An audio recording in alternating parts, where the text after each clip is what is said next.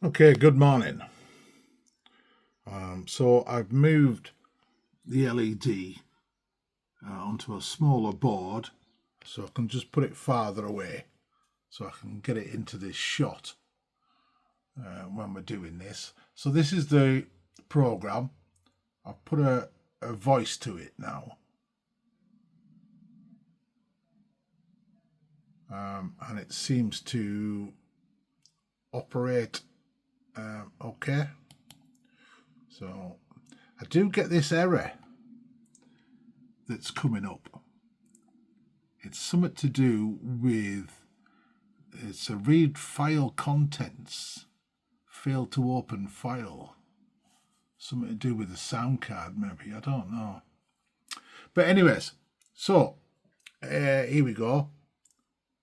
So you type in your speed. Speed is 2.0 seconds.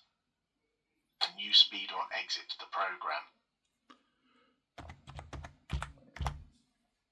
is 0.05 seconds. Or exit the program. Might need a longer pause on that. Speed is 0.09 seconds. Enter a new speed or exit the program.